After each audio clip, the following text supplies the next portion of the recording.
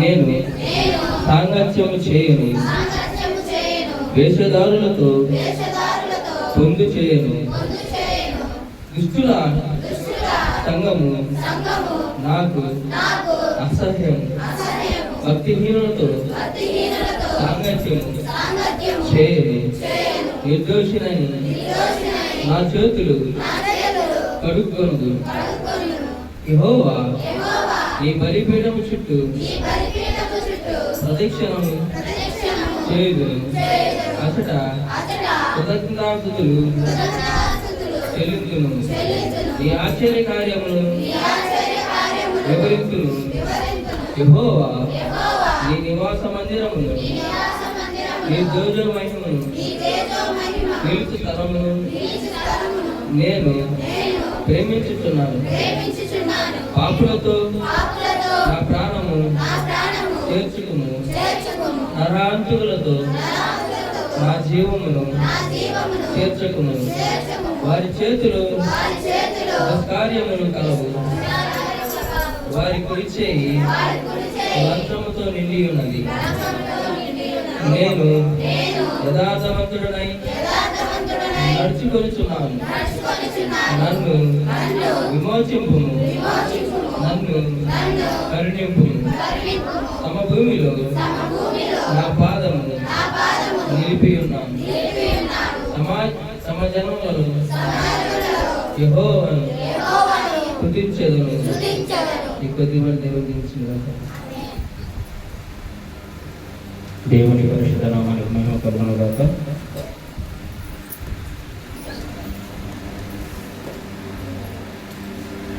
ఆరాధన కార్యక్రమం చేసుకుందాం. ఆరాధన జరుగుతుండగా ఆత్మతోను సత్యముతోను ఆయన ఆరాధించే వారిగా ఉండాలని లేఖనములు మనకు సెలవిచ్చిన రీతిగా అనంతరం కూడా ఆరాధన చేద్దాం. ఆత్మతో సత్యముతో పూర్ణ మనస్సుతో పూర్ణ బలముతో ఆయన ఆరాధన చేసుకుందాం.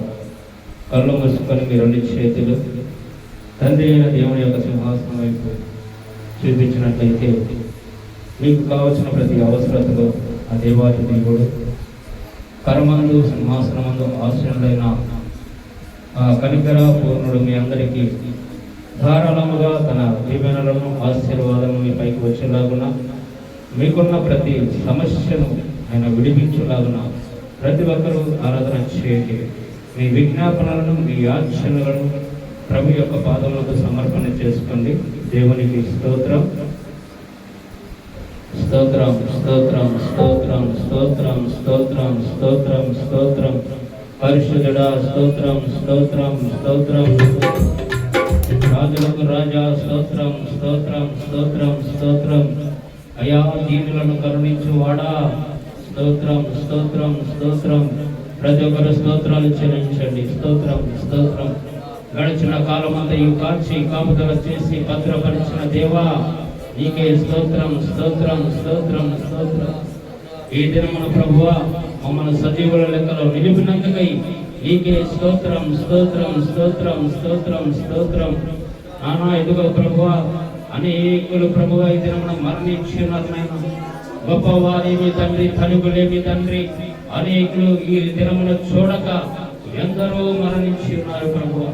అట్టి మరణం నుండి మమ్మల్ని విడిపించి ఈ దినమున యేసు ప్రేమ ప్రార్థనశాల యందు మీరు నిలవబెట్టినందుకై మీకు వందనాలు, స్తుతులు, స్తోత్రం, స్తోత్రం, స్తోత్రం. ప్రతి ఒక్కరు స్తోత్రాలు చెల్లించండి. స్తోత్రం, స్తోత్రం, స్తోత్రం.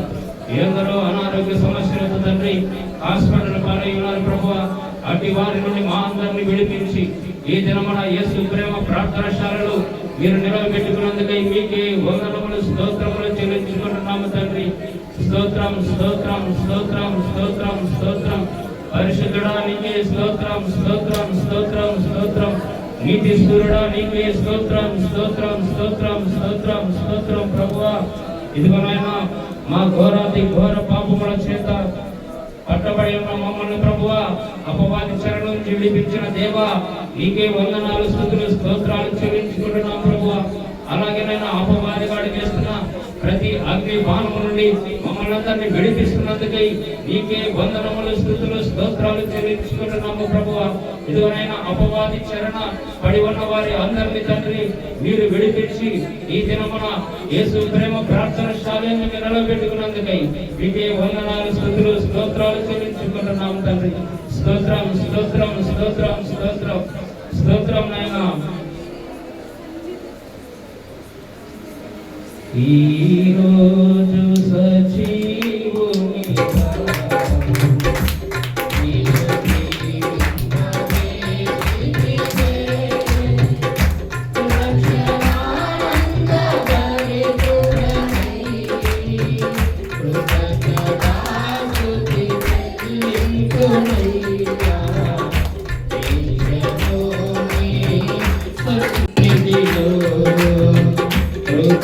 కృతజ్ఞతాస్తుతి చెల్లించుకొనియా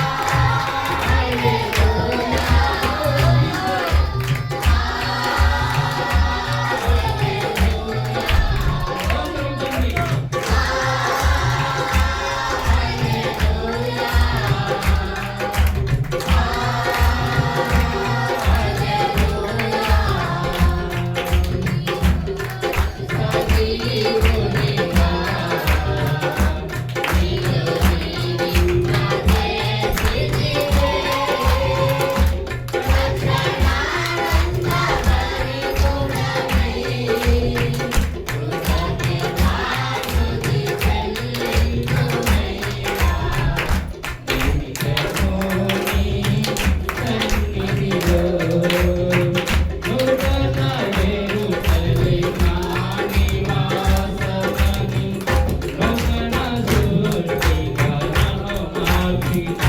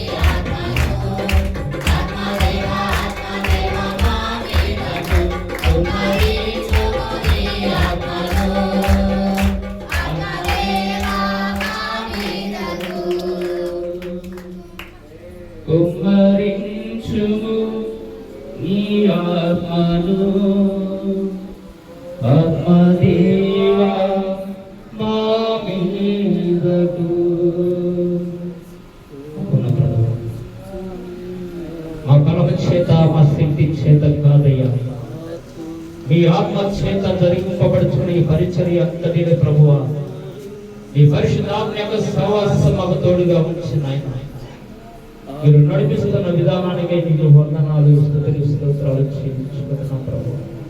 ఈ దినమున మీ మందిర ఆవరణలో నిలుచున్న ప్రతి బిడ్డను జ్ఞాపకం చేసుకోండి. ఇదిగోనైనా పాపముల చేత దోషముల చేత పట్టబడుచున్నాం ప్రభువా.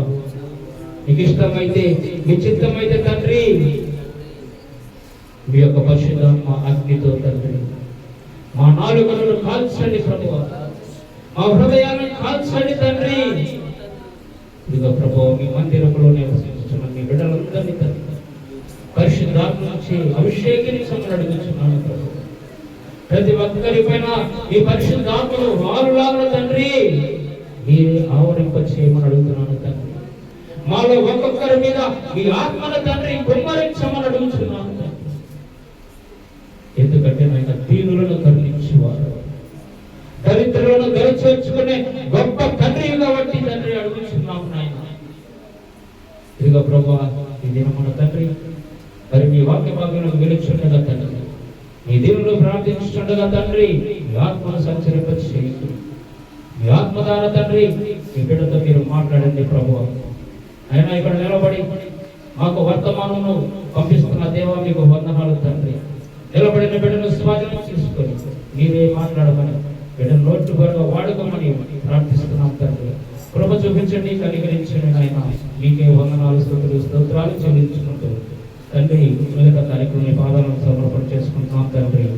ఆమేన్. దేవుని పరిశుద్ధ నామానికి మహిమ కలుగునుగాక. అందరూ మీ స్థలంలో కూర్చున్నట్లయితే వాక్యం నిమిత్తమై మన మధ్యలో ఉన్న ప్రతి ఇమ్మానుయేలు వచ్చి ప్రార్థన చేస్తుండగా ప్రతి ఒక్కరిలో ప్రార్థనలో ఏకీభవించండి. అలాగనే తదుపరి మన మధ్యలో ఉన్న దైవ సేవకులు బ్రదర్ రాజయ్య గారు కొద్ది నిమిషం దేవుని యొక్క వర్తమానం మనతో పంచుకుంటారు. కాబట్టి ప్రతి ఒక్కరు శ్రద్ధ కలిగి వినండి. ఎవరును దిక్కులు చూడద్దు, అటు ఇటు చూడద్దు. ఎందుకంటే దేవుడు ఎక్కడున్నాడు, యెహోవా ఎక్కడ ఉంటున్నాడు, తన పరిశుద్ధ ఆలయంలో ఉంటున్నాడు. కాబట్టి మనందరం కూడా ఏం చేయాలి, ఆయన యందు భయభక్తులు కలిగి ఉండాలి. కాబట్టి ఎవరు అల్లరి చేయదు. బయట కూడా సహోదరులు కూడా మనవి చేస్తున్నాను, ఎందుకంటే మనమందరం భయము భక్తి కావాలి. ఎందుకంటే మనకు కావలసిన గొప్ప విషయాలు ఉండే, ఒకటి భయము, రెండోది దేవుని యందు భక్తి. ఈ రెండు మనం పాటించకపోతే మనం క్రైస్తవులకు కాదు, క్రీస్తు వారులకు కూడా కాదు. కాబట్టి దయచేసి అందరూ గమనించవలసిందిగా ప్రభువైన యేసుక్రీస్తు నామములో మనవి చేసుకుంటూ సహోదరుడు ప్రార్థన చేస్తున్న వాక్య నిమిత్తమై అందరి కళలో వచ్చినట్లయితే ప్రార్థన చేస్తున్నాం. వాక్య నిమిత్తమై స్తోత్రం అయినా స్తోత్రం తండ్రి, పరిశుద్ధుల ప్రేమల తండ్రి, కృపగల దేవ, సమాధానకర్తైన ప్రభువు, ఇంతవరకైన పాఠంలో ప్రార్థనలో ఆరాధనలో మహిమపరిచున్నాము తండ్రి. వాక్య వారు వెళ్తున్నారు ప్రభువు, ఏడుగున్న ప్రతి బిడ్డని స్వాధీనపరచుకొని ఈ షావుకు వస్తున్నారు ప్రభువు, ఈ సిలువ సాక్షిలో నలుగుపరుచుకొని ఆయన మాకు కావాల్సిన ఆత్మీయ ఆహారాన్ని మీరే సిద్ధపరచున్నది. మా కొరకు ప్రాణం పెట్టిన మీకున్నాడు మా రక్షకుడు ప్రభువైన యేసుక్రీస్తు వారి పరిశుద్ధ నామములో ఈ ప్రార్థనకి వేడుకుంటున్నాను మా తండ్రి. ఆమేన్. దేవుని పరిశుద్ధ నామానికి మహిమ కలుగునుగాక. మన మధ్యలో ఉన్న బ్రదర్ అజయ్ గారు వచ్చి దేవుని వాక్యం మనకు బోధిస్తారు. దేవుని పరిశుద్ధ నామానికి మహిమ కలుగునుగాక. అందరూ శ్రద్ధ కలిగి దయచేసి దేవుని యొక్క వాక్యాన్ని ప్రకటించుండగా శ్రద్ధ కలిగి హృదయపూర్వకంగా వాక్యాన్ని మీరు మీ హృదయంలోకి స్వాధీనపరచమని ప్రభు పెట్టమని చేస్తున్నాం. హల్లెలూయా.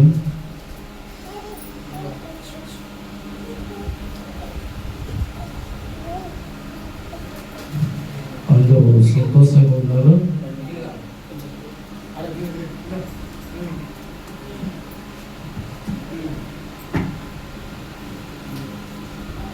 అందరూ సైలెంట్గా ఉండాలి. అటువైపు ఇటువైపు తిరగకూడదు.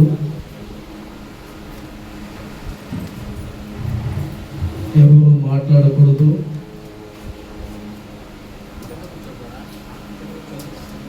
మన ఆలయం ముందు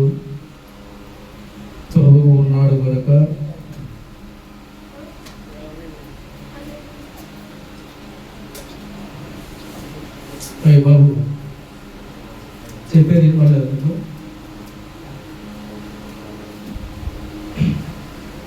దయచేసి ఎవరు మాట్లాడకూడదు.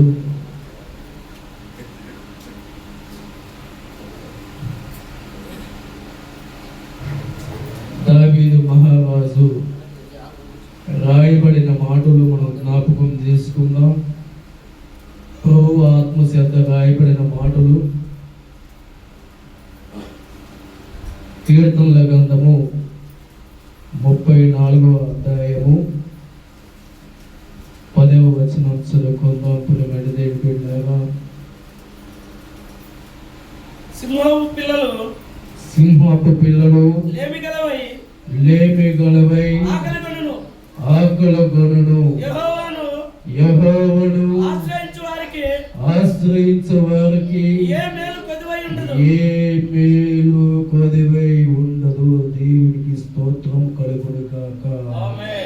హల్లెలూయా హల్లెలూయా హల్లెలూయా.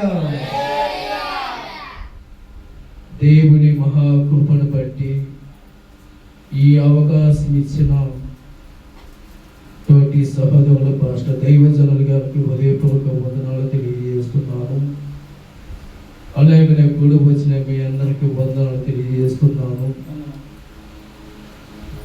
మనమందరము 10 అవసరముల కొరకు ప్రార్థన చేసేవారుగా ఉన్నాం. అవునా కాదా? మనం ప్రార్థన చేసినప్పుడు ప్రతి ఒక్కరు అవసరాల కొరకు ప్రార్థన చేస్తూ ఉంటారు. ఆ అవసరాలు తీరకపోతే మనలో కొంచెం బాధ, కొంచెం నిర్లక్ష్యం కలిగి ఉంటుంది.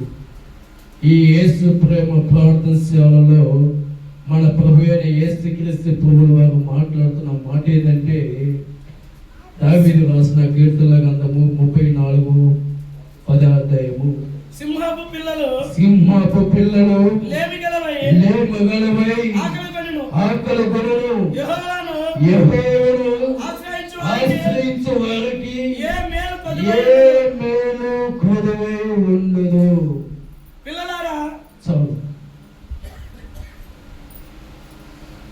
సింహపు పిల్లలు, దేవుని పిల్లలు లేమి గలవై ఆకలితో లేకుండా ఆకలగొనును యెహోవాను ఆశ్రయించే వారికి ఏ మేలు కొదువై ఉండదని దేవుడు చెప్తున్నాడు.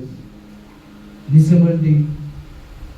మన జీవితంలో కొన్ని ఆశ్చర్యమైన విషయాలు చూస్తూ ఉంటాం. మనము ప్రార్థన చేసినప్పుడు కొన్ని విషయాలు పొందుకుంటాం, కొన్ని ఆలస్యం అవుతాయి. అయితే ఒక సేవకుడు ఒక ఉపమాన రీతిగా చెప్పి ఉన్నాడు. ఆ మాట మీతో పంచుకోవాలని ఆశపడుతున్నాము. ఒక ఆమె ద్రాక్ష తోటల మధ్యలో వెళుతున్నప్పుడు ఆమె కొంచెం ఆకులతో ఉన్నది. ఆ ద్రాక్ష తోటలో ఉన్న ద్రాక్ష పండ్లను చూసి, ఎవరైనా ఈ ద్రాక్ష పండ్లు నాకు దానం చేస్తారమని ఆశపడింది. అక్కడ ఎవరు లేకపోవడం వలన ఆమె నిర్లక్ష్యంతో ముందుకు వెళ్ళిపోవాలని ఆలోచన చేసింది. అదే సందర్భంలో, అటువంటి సమయంలో ఆ తోటి యజమాని కేక వేస్తున్నాడు. అమ్మా, ఏంటి చూసి వెళ్ళిపోతున్నావు అని అడిగినప్పుడు ఆమె అంటుంది, అయ్యా నాకు ఆకలి అవుతుంది, అయ్యా నాకు ఆకలి అవుతుంది, ఈ ద్రాక్ష పండ్లు తినాలని ఆశ కలుగుతుంది, కానీ ఎవరు లేకపోవడం వలన నేను వెళ్ళిపోతున్నాను అని అన్నప్పుడు, ఓహో ఇంతేనా? ఆ యజమానుడు అంటున్నాడు, ఓహో ఇంతేనా, తట్టబుట్టు తెచ్చుకోమా, వెళ్ళి నీ తట్టబుట్టు నిండుగా ఈ ద్రాక్ష పండ్లు వేసి పంపుతాను అని ఆ యజమానుడు అంటాడు. ఆమె ఏం చేస్తుందంటే వెంటనే పరిగెత్తుకొని పోయి తట్టబుట్టు తీసుకుని వస్తుంది. బాగా ఆలోచించేయండి, దీనిలో దేవుని మర్మము దాగి ఉన్నది. మీరు వాక్యాన్ని గ్రహించగలిగితే, వాక్యం విలువగా ఉంటే, నీ జీవితంలో దేవుడు ఒక అద్భుత క్రియలు చేయబోతున్నాడు. మనం వాక్యం వినడం వలన మనకి ఏమి జరుగుతుంది? మేలు జరుగుతుంది. నువ్వు ప్రార్థనకు వచ్చినప్పుడు వాక్యం వినకుండా, ప్రార్థన చేయకుండా, అటు ఇటు దిక్కులు చూస్తూ నీ తోటి పక్కన వాళ్ళతో మాట్లాడుతున్నప్పుడు నీకు ప్రయోజనం లేదు. దేవుడు చెప్తున్న మాట, నీకు ప్రయోజనం లేదు అంటున్నాడు. వాక్యం వినడం వలన నువ్వు మేలు పొందుకుంటావు.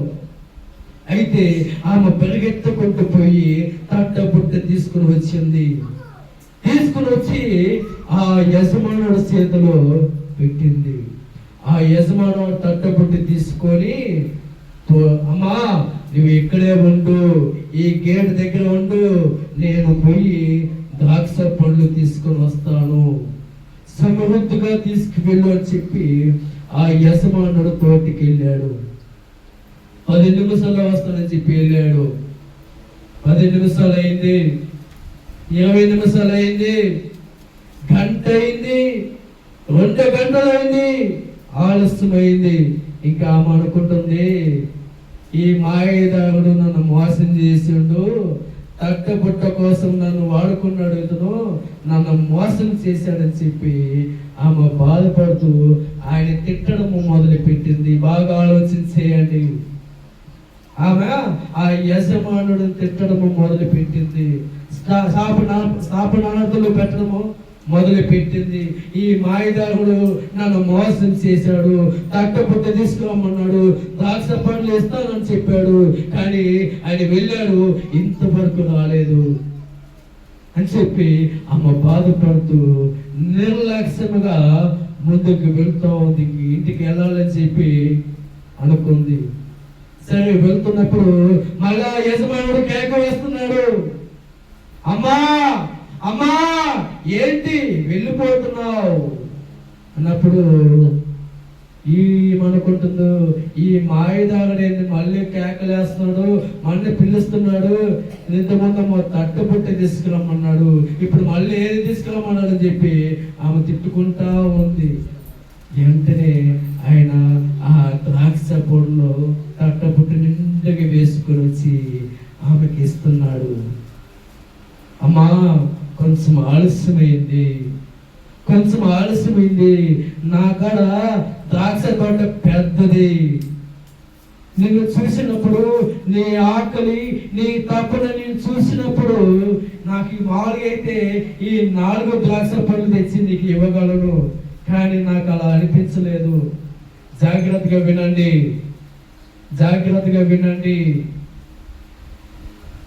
ఇంకా ఆ ద్రాక్ష పండు, అది ఈ ద్రాక్ష పండు తట్టుపుట్టి నడిగించి నీకు ఇవ్వాలన్న ఆలోచన కలగలేదు.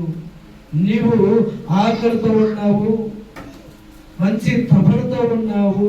నీ తపన చూసి నీ ద్రాక్ష తోటికి వెళ్ళి విస్తారమైన ద్రాక్ష పండ్లు, రకరకాలైన ద్రాక్ష పండ్లు, విలువైన ద్రాక్ష పండ్లు, శ్రేష్టమైన ద్రాక్ష పండ్లు ఎన్ని తీసుకొని వెతికిలాడి తీసుకొచ్చాలకి ఆలస్యమైందమ్మా, అందుకని నీకు ఈ ద్రాక్ష పళ్ళు తీసుకురావాలని ఆశపడ్డాను అని చెప్పి ఆమె అనుకుందు, అయ్యా నన్ను క్షమించు, నువ్వు నిన్ను మాయదారిని అనుకున్నాను, నువ్వు మోసం చేసేవాడు అనుకున్నావు, కానీ నిన్ను వేడుకున్నప్పుడు నువ్వు ఆలస్యమైన సరే నాకు విలువైన ద్రాక్ష పళ్ళు తెచ్చావు, శ్రేష్టమైన ద్రాక్ష పళ్ళు తెచ్చావు, అద్భుతంగా తీసుకొచ్చావయ్యా అని చెప్పి ఆయన్ని క్షమించమని వేడుకుంది. ఈ రోజున నీ జీవితంలో దేవుడు ఒక మాట మాట్లాడుతున్నాడు. చూడండి,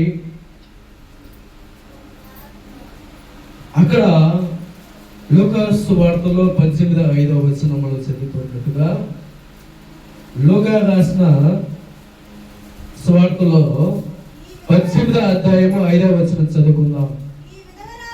ఈ విధవరాలు నన్ను తొందర పెట్టుచున్నది గనుక ఆమె మాట మాటికి వచ్చి గోజాడుకున్నట్లు ఆమెకు న్యాయము తీరుతుందని తను అనుకున్నాడు. ఒక మనిషి ఆ విధవాళ్ళు ఒక యజమాని దగ్గరికి వచ్చి మాటకు వచ్చి గోజాడి అడుక్కుంటుంది, న్యాయం తీర్చమని. ఆ యజమానుడు చెడ్డవాడు, ఎంత మాత్రం ఆమెకి మీద కడికలు చూపుకొని ఉన్నాడు. అయితే ఇక్కడ మాట్లాడుతున్న మాట ఏంటంటే ఆమె ప్రతిసారి మాటికి వచ్చి ఆయన గోసారి అడుక్కుంటుంది, అయ్యా న్యాయం తీర్చమని వేడుకుంటుంది. అక్కడ ఆ స్త్రీ ఆకలితో ఉన్నప్పుడు విస్తారమైన శ్రేష్టమైన విలువైన ద్రాక్ష పండ్లు తెచ్చిచ్చున్నాడు ఆ యజమానుడు. ఈ చట్టువాడైన యజమానుడు ఆమె ప్రతిసారి వేడుకుంటుందని చెప్పి ఆయన కూడా తనలో తాను అనుకున్నాడు న్యాయం తీర్చాలని. చూడండి, ఈ ద్రాక్ష తోటల యజమానుడు ఈ చెడ్డవారైన నాయకుడు అంటే ఇతను వీళ్ళకి ముగ్గురికి ఏమనిపించింది? ఒకడేమో విలువైన ద్రాక్ష పండ్లు తెచ్చాడు, ఇంకొకడేమో ఆమె గోసాడు వేడుకున్నట్టుగా ఆమెకు న్యాయం తీర్చాలని వేడుకున్నాడు. కానీ ఇక్కడ మాట్లాడుతుంది ఏంటంటే వాటికంటే గొప్పవాడు మన యేసయ్య, వాటికంటే మన దేవుడు గొప్పవాడు. నేను ప్రకటిస్తున్న యేసు గొప్పవాడు. నీ కొరకు ప్రాణం పెట్టి శాశ్వతమైన ప్రేమతో నిన్ను ప్రేమించుతున్నాడు. నీ కొరకు ప్రాణం పెట్టినంతగా దేవుడు సిలువలో బలియాగమై ఉన్నాడు. అయితే కొత్తపాటి అవసరాల కొరకు దేవుడు నీకు న్యాయం తీర్చడా?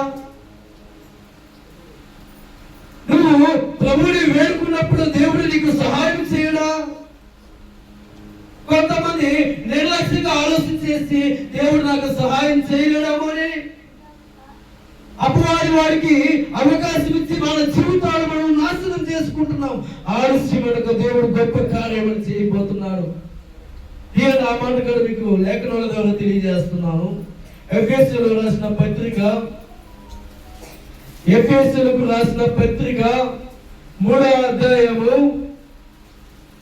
20వ వచనం చదువుకుందాం.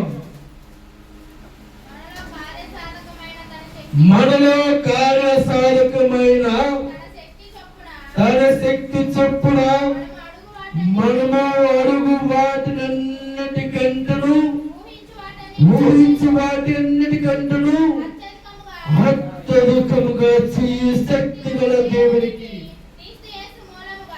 క్రీస్తు యేసు మూలముగా చాలమ్మా. ఏమంటున్నాడు ఇక్కడ? మనం చేసిన ప్రార్థనలో మనం పొందుకున్నామని మీరు భావించాలి, ప్రభుని గోచాడుకోవాలి. అందుకే దేవుడు అంటున్నాడు, సింహపు పిల్లలు లేమి గలవై ఆకలి కొనులు యెహోవాను ఆశ్రయించే వారికి మేలు అంటున్నాడు. మేలు కొదివే ఉండదు అంటున్నాడు. అయితే దేవుడు కూడా మనకి ఆలస్యం చేస్తున్నాడని చెప్పి మనం నిర్లక్ష్యం చేసుకుంటున్నాం.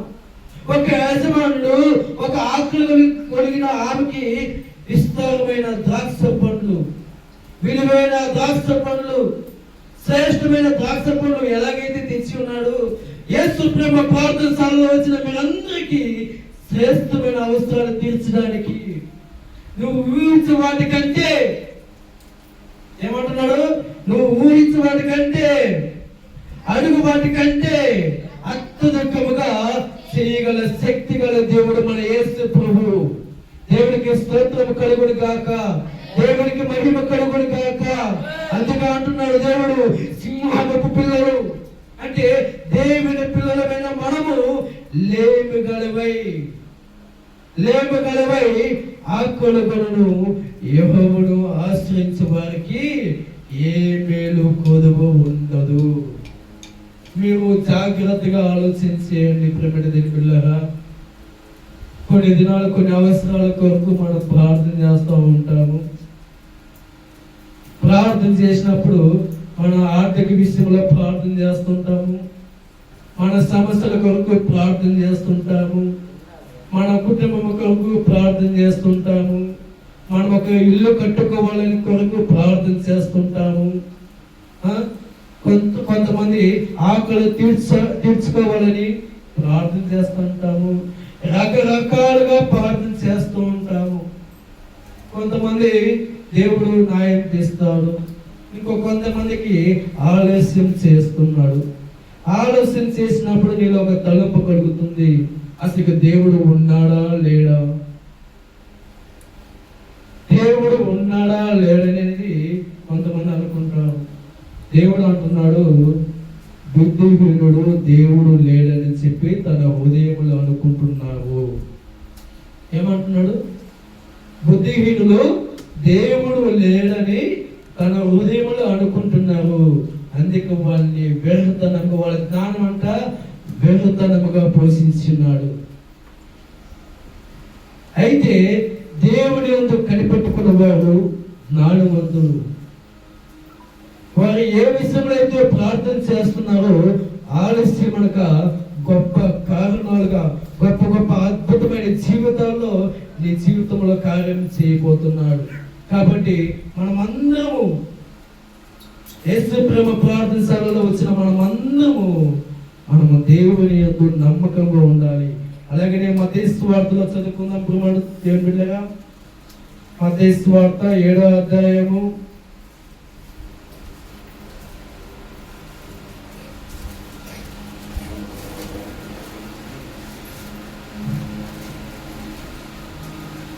9వ వచనం చదువుకుందాం. మీలో ఏ మనుషుడునైనను తన కుమారుడు తన రొట్టెను అడిగిన ఎడల వాడికి రాతినిచ్చునా, చేపను అడిగిన ఎడల పామునిచ్చునా? చూడండి, జాగ్రత్తగా ఆలోచన చేయండి. మీరు చెడ్డవారై ఉండి మీ పిల్లలకు మంచి ఇవ్వడు నెరిగి ఉండగా పరలోకమందున్న మీ తండ్రి తన అడుగు వారికి అంతకంటే ఎంతో నిశ్చయముగా మంచి ఇవ్వడు ఇచ్చును కాదా? ఆమేన్, ఆమేన్. చెడ్డవారమైన మమ్మల్ని మనమే మన పిల్లల కొరకు ఏది కొదువు లేకుండా చేయాలని ఆలోచన కలిగి ఉంటాం. కానీ ఇక్కడ దేవుడు ఏమంటున్నాడంటే, పరలోకమందున మీ తండ్రి తను అడుగు వారికి తనకంటే ఎంతో నిశ్చయముగా మంచి ఇవ్వడు ఇచ్చును కదా. కాబట్టి మనం ప్రార్థన చేసినప్పుడు ఏ అవసరాల కొరకు మనం ప్రార్థన చేస్తామో ఆ అవసరాల కొరకు గోజాడుకోవాలి ప్రభు దగ్గర. ఒక స్త్రీ ఒక యజమానుడి దగ్గర ఎట్టయితే గోచారి వేడుకుంటుందో అలాగే నువ్వు వేడుకోవాలి. ఒక చట్టువాడైన ఒక యజమాని తనలో అనుకున్నాడు, ఈమె ప్రతి మాటికి నా దగ్గరికి వచ్చి గోజాడు అనుకుంటుంది, ఈమెకు నేను న్యాయం తీర్చాలని. కానీ నిన్ను శాశ్వతమైన ప్రేమతో ప్రేమించే దేవుడు, నీ కొరకు ప్రాణం పెట్టిన దేవుడు, నీ అవసరాలు ఏ కొత్తపాటి అవసరాలు ఉన్నా సరే దేవుడు నీకు సహాయం చేస్తాడు. దాని వరకు మనం కనిపెట్టుకుండాలి. నీ విశ్వాసాన్ని పోగొట్టుకోవద్దు. ఎందుకంటే ఒకవేళ ఆలస్యమైంది అనుకో, నీ జీవితంలో అద్భుతం జరిగిపోతుందని అర్థం. శ్రేష్టమైన ద్రాక్ష పండ్లు తీసుకోవడానికి దేవుడు సిద్ధంగా ఉన్నాడు. విలువైన ద్రాక్ష పండ్లు, రకరకాల ద్రాక్ష పండ్లు నువ్వు తినటకు దేవుడు ఆలస్యం చేసిన వెనక అద్భుతంగా దేవుడు నీకు ద్రాక్ష పండ్లు దేవుడు సహాయం చేస్తాడు. కాబట్టి మనం ప్రార్థన చేసినప్పుడు మనము నిర్లక్ష్యం చేయకూడదు, అసహనంతో ఉండకూడదు. దేవుడు ఎంతో భయభక్తి కలిగి ఆలస్యం అనక దేవుడు ఒక అద్భుతం చేయబోతున్నాడని మనలో అనుకోవాలి. కాబట్టి ఈ యేసు ప్రేమ ప్రార్థనశాలలో వచ్చిన ప్రతి ఒక్కరూ అటువంటి మేలులో పొందుకోవాలని దేవుడు కృప కలిగి ఉన్నాడు. ఆమేన్, ఆమేన్. దేవునికి మహిమ కలుగును గాక. దేవుడికి మాటలు దీవించి ఆశీర్వదించి మనలో ఉన్న ప్రతి హృదయంలో ఆ మాటలు రాయబడి నీటి కట్టి ఫలించలాగా సహాయపడును గాక. ఆమేన్, ఆమేన్.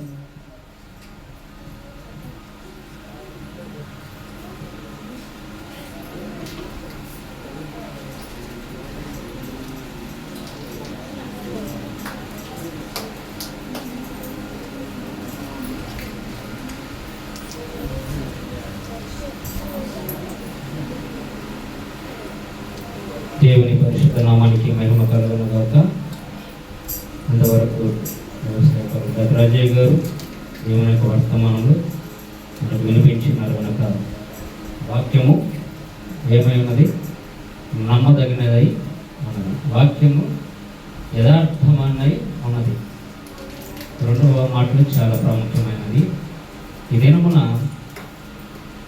మీరు లేటుగా వచ్చి ఏం పోగొట్టుకున్నారు తెలుసా? మీకు తెలుస్తుంది అసలు? మీకు అక్కడ ఏమున్నాయి? దేవుని మందిరంలో ఏముంటున్నాయి? ఆశీర్వాదాలు. మందిరానికి వచ్చేది ఎందుకు? మనం ఒకసారి వారానికి ఒకసారికి వెళ్ళి ఆదరించుకోవడానికి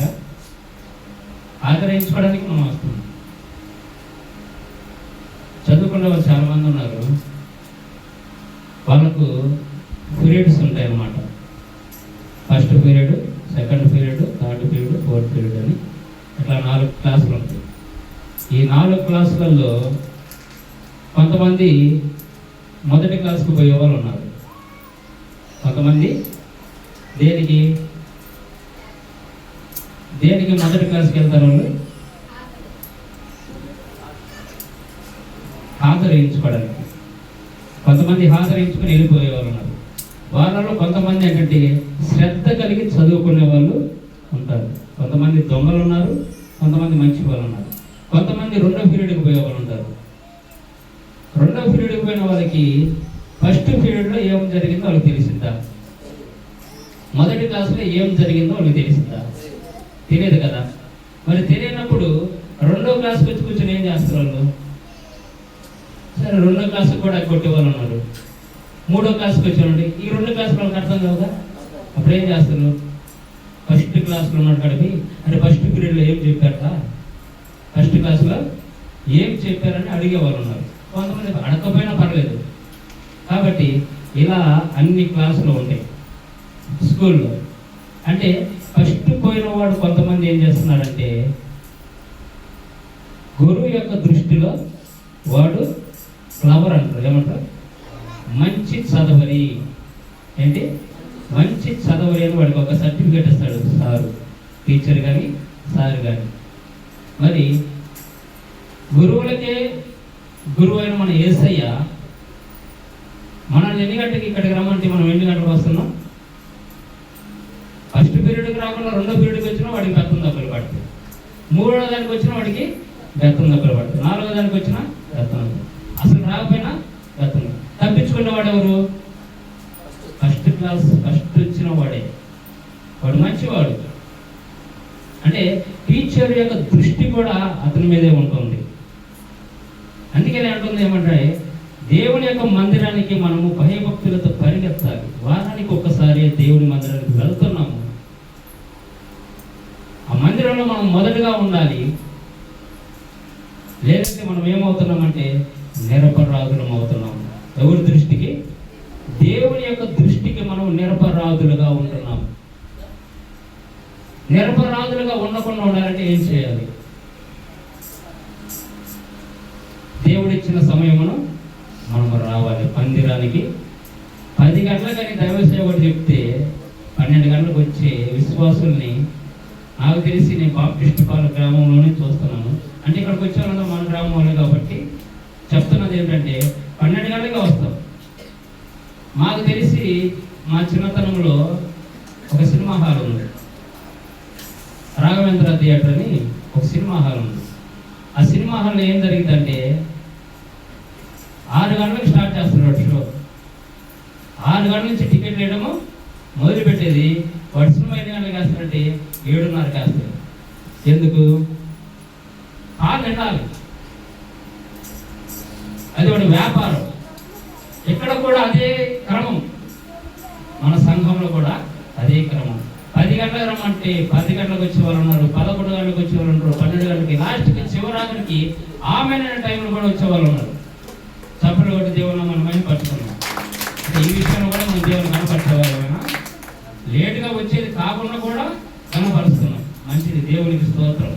మంచి వాళ్ళందరూ చాలా శ్రద్ధ కలిగి ఉంటున్నారు. వాక్యం చాలా మంచిది. కనపరచమంటే ఏ విషయమైనా కనపరచడమే. తప్పు చేసినా కూడా మనం కనపరుస్తున్నాం దేవునికి. అంతే కదా. అందుకే భక్తులు లూకాసు వార్త 1వ అధ్యాయము 6వ వచనం చదువుకున్నాం. క్రమం అంటే ఏమిటి, దేవుని యందు భయభక్తులు అంటే ఏమిటో ఈ దినం మనం తెలుసుకున్నాం. లూకా 1:6వ వచనం. ఎవరు ఇద్దరు ఉన్నారంట మందిరంలో. వీరిద్దరు అందరు తినేమా, ఎవరో ఇద్దరు వ్యక్తులు ఉన్నారు.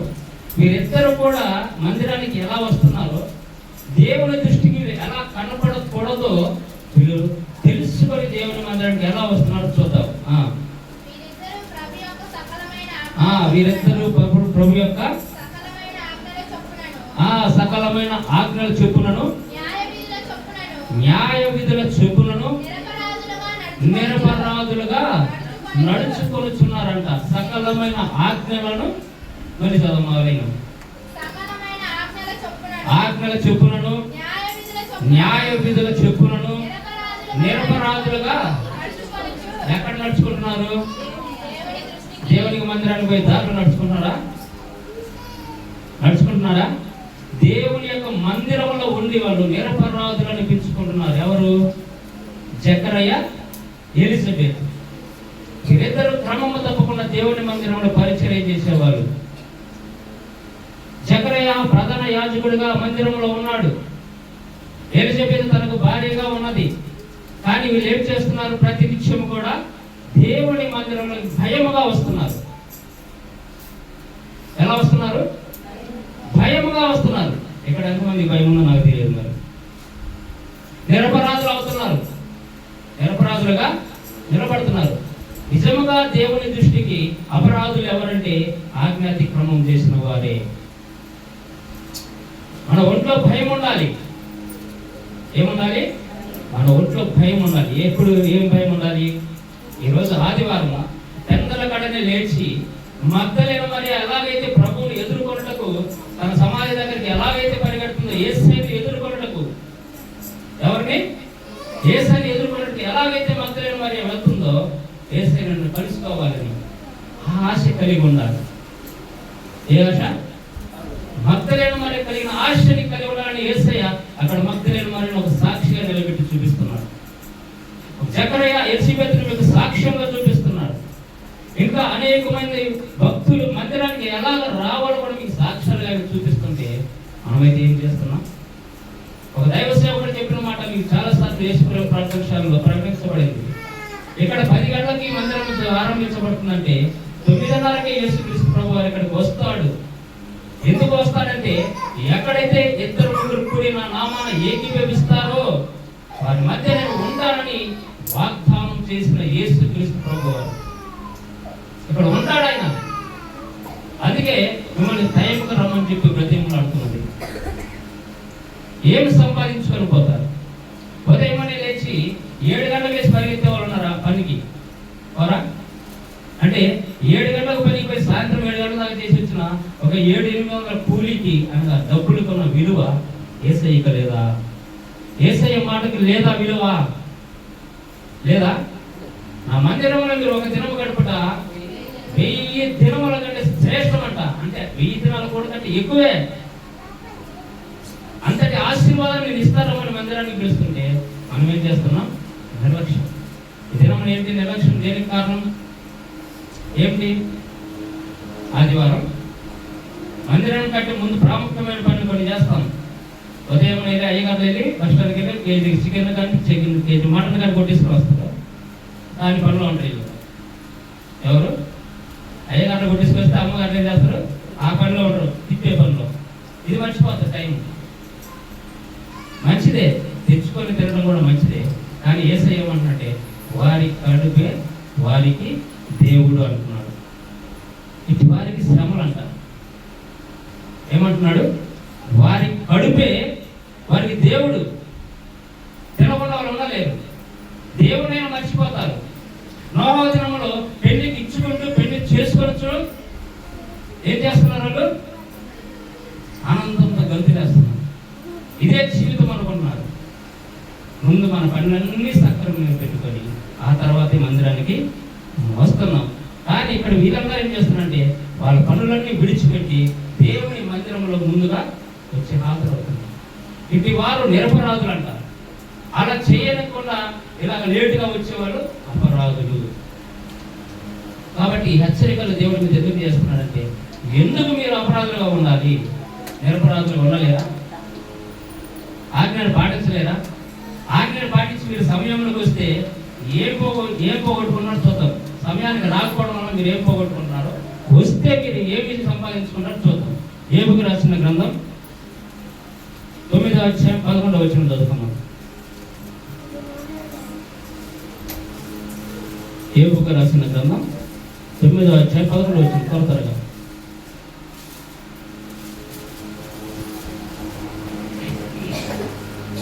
ఎందుకు మందిరానికి సమయానికి రావాలి? వారు ఏం పొందుకున్నారు? ఏబు 9:11 ఇదిగో ఆయన నా సమీపముగా గడిచిపోచున్నాడు గాని నేను ఆయనను కనుగొనలేను. నా చేరువన పోచున్నాడు గాని ఆయన నాకు కనబడడు. దేవునికి మహిమ కలుగును గాక. ఆయన ఎక్కడ ఉంటున్నాడు? మందిరానికి మమ్మల్ని టైంకి ఎందుకు రమ్మంటున్నాడంటే, ఇదిగో ఆయన నాకు సమీపమున గడిచిపోతున్నాడు. మన ప్రభువైన యేసుక్రీస్తు ప్రభు వారు మన మధ్య ఉన్నాడు. అందుకే మీరు టైంకి రమ్మని చెప్పేసి యేసు ప్రేమ ప్రార్థనశాల దేవుడి మీద ఎందుకు మాట్లాడుతున్నాడంటే, ఆయన మన సమీపమున ఉన్నాడు. ఈ మధ్య నేను ఉంటానంటున్నాడు ఆయన. మీ అందరి మధ్య నేను సంచరిస్తానంటున్నాడు ఆయన. కానీ మనం ఎప్పుడు వస్తే ఆయన కనుగొంటాము? అందరి కడిని వస్తే కనుగొంటాం. నిర్లక్ష్యం చాలా నిర్లక్ష్యం చేస్తున్నారు. దేవుని ఉగ్రత మన మీదకి రాకుండా ఉండాలంటే ఆయన చెప్పిన సమయమును పాటించాలి. ఏం పాటించాలి? ఆయన చెప్పిన సమయమును మనం పాటించకపోతే మనము నిరపరాధులము, అపరాధులం అవుతాం, నిరపరాధులం అవుతాం.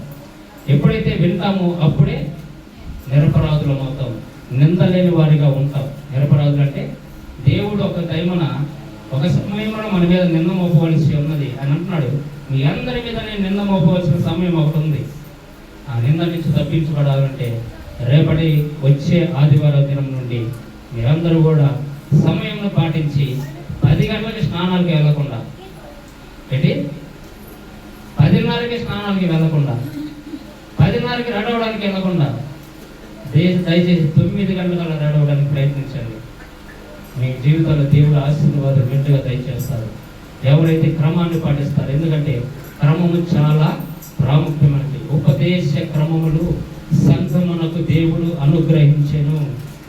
ఉపదేశ క్రమములు సంఘాన్ని ఎన్ని గంటలకు రావాలి, సంఘాన్ని ఎలా నడిపించాలి, సంఘమును మనం ఎలా దేవుడికి అప్పగించుకోవాలి, మనల్ని మనం దేవుడికి ఎలా సమర్పించుకోవాలి, ఎన్ని క్రమాలు. ఒక తీర్మానం చేసుకోండి దయచేసి. నిర్లక్ష్యంగా ఉండొద్దు, శాపాలు కొని తెచ్చుకోవద్దు. దేవుడి యొక్క మందిరానికి వచ్చినప్పుడు ఆశీర్వాదాలు మాత్రమే మీరు తీసుకొని వెళ్ళాలి. దేవుడు అదే కోరుకున్నాడు. కాబట్టి దేవుడి కొద్ది మాటలను దీవించి ఆశీర్వదించి మీ అందరి జీవితాల్లో ఆయన నీరు కట్టి ఫలింప చేయనుగాక. ఆమేన్. మరి ఒక ప్రకటన,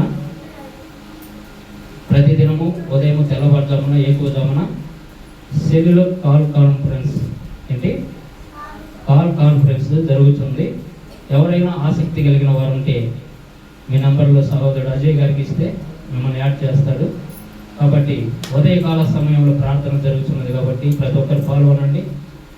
టచ్ స్టేజ్లో ఉన్న ప్రతి ఒక్కరు కూడా రావచ్చు. అందరూ కూడా మీరు ఫోన్ చేస్తే చాలు, సహోదరులు దాంట్లో మీరు లింక్ అయిపోతారు.